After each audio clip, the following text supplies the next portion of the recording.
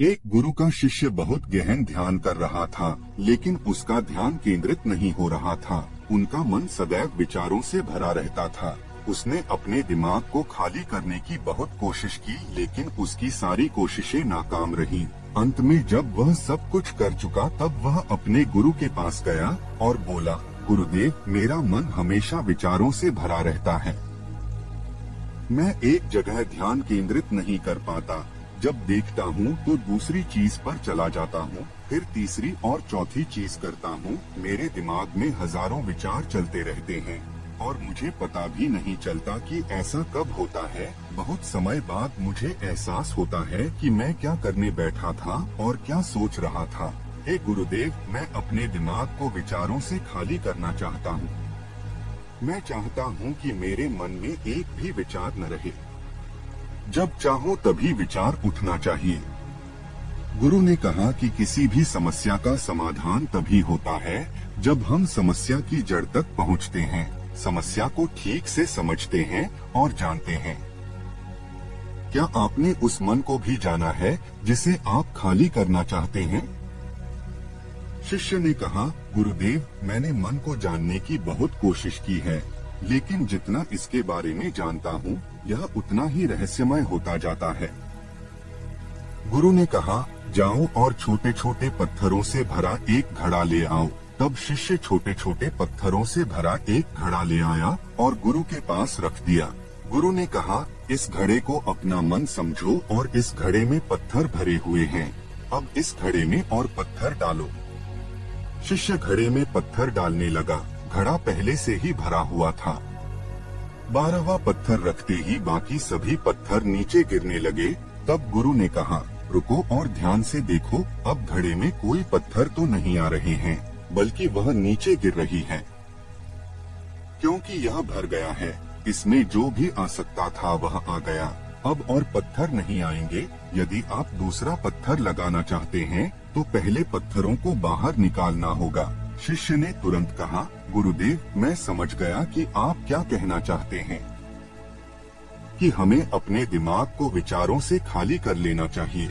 गुरु मुस्कुराए और गुरु ने कहा, पहले पूरी बात समझो और फिर दिमाग को खाली करो। गुरु ने कहा कि हमारा मन इस घड़े के बिल्कुल विपरीत है। तुम घड़े को पत्थरों से तो भर सकते हो, लेकिन मन को विचारों से नहीं भर पाओगे। मन हमेशा खाली रहता है। शिष्य ने कहा, गुरुदेव, मुझे कुछ समझ नहीं आ रहा है।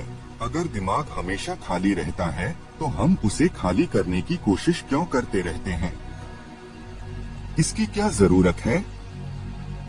गुरु ने कहा, इस घड़े से एक एक करके सारे पत्थर निकालो। शिष्य ने वैसा ही किया और घड़े से एक एक पत्थर निकालता रहा और अंत में घड़ा खाली हो गया। गुरु ने कहा, देखो, तुमने एक एक पत्थर निकाला, यह घड़ा खाली हो गया है। अब आप इस घड़े में कोई भी पत्थर डाल सकते हैं, दूसरा पत्थर डाल सकते हैं, या फिर वही पत्थर दोबारा डाल सकते हैं। आप इसे आधा भर सकते हैं या फिर पूरा भर सकते हैं।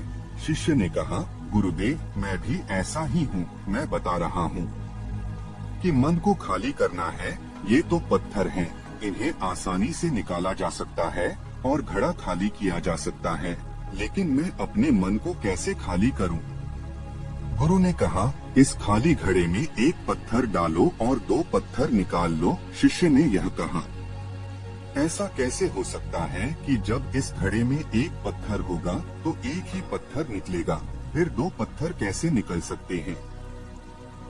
गुरु ने कहा, चलो ऐसा करो, इस घड़े में 2 पत्थर डालो और 4 पत्थर निकाल लो। शिष्य ने कहा, गुरुदेव, यह कैसे संभव हो सकता है? ये कोई चमत्कारी बर्तन नहीं है कि 1 डालो तो 2 निकालो, 2 डालो तो 4। गुरु ने कहा, यह घड़ा चमत्कारी नहीं है, लेकिन तुम्हारा घड़ा यानी तुम्हारा मन चमत्कारी है। यदि आप इसमें एक विचार निकालेंगे तो इसके पीछे 2 विचार होंगे। जब आप उन 2 विचारों को पकड़ते हैं तो उनके पीछे 4 विचार उभर आते हैं और वह खाली नहीं रहता। यह मन का भ्रम है कि सब कुछ है, लेकिन कुछ भी नहीं है। शिष्य ने कहा, गुरुदेव, आप जो कह रहे हैं वह मैं समझ गया, लेकिन क्या मैं हमेशा अपने विचारों के जाल में फंसा रहूंगा? क्या मन के भ्रम से बाहर निकलने का कोई रास्ता है? बिल्कुल नहीं। और जब आप उन 4 विचारों को पकड़ते हैं तो उनके पीछे 16 विचार उभरते हैं और ऐसा करने से विचारों की एक लंबी श्रृंखला बन जाती है और आप कहीं नहीं रुकते, एक के बाद दूसरे विचार को पकड़ते चले जाते हैं। यह मिट्टी का घड़ा पत्थरों के घड़े के समान है, भरा रहेगा, लेकिन आपका मन कभी नहीं भरता, वह हमेशा खाली ही रहता है। हमारा दिमाग भी एक विचार के बाद हमारे लिए हजारों विकल्प खोल देता है और हम एक मुख्य विचार को छोड़कर उन हजारों विकल्पों में फंस जाते हैं। शिष्य ने कहा, मैं आपकी बात अच्छी तरह समझ गया हूँ, लेकिन अब मुझे क्या करना चाहिए? मेरा मार्गदर्शन करें।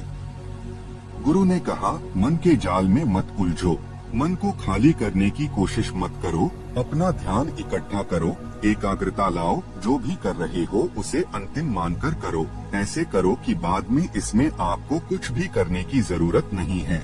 और जब आप किसी दूसरे विचार पर काम करते हैं तो बस उसी पर काम करें, कोई दूसरा विचार नहीं।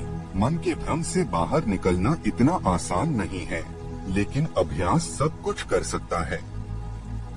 शिष्य ने कहा, गुरुदेव, मैं भी ऐसा ही करूँगा। यह समझाने के लिए आपका बहुत बहुत धन्यवाद। हम सभी अपने दिमाग को खाली करने की कोशिश करते हैं, मन में उठते बैठते विचारों से परेशान रहते हैं। हम चाहते हैं कि ये विचार कहीं चले जाएं और हम शांत हो जाते हैं, लेकिन जितना हम इन विचारों से दूर भागते हैं, हम विचारों का उपयोग करते हैं कि वे हमें शांत करते हैं और वे आपके उन्हीं विचारों से जुड़े होते हैं जिन्हें आप छोड़ना चाहते हैं। इसलिए ये विचार इतनी शक्तिशाली हैं।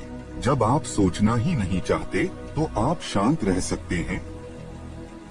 यह तभी संभव है जब आप शांत रहने की कोशिश करना बंद कर दें और अपनी समस्या को हल करने पर ध्यान दें, ध्यान केंद्रित करें और समझें कि चिंता करने से नहीं बल्कि सोचने से समाधान मिलता है।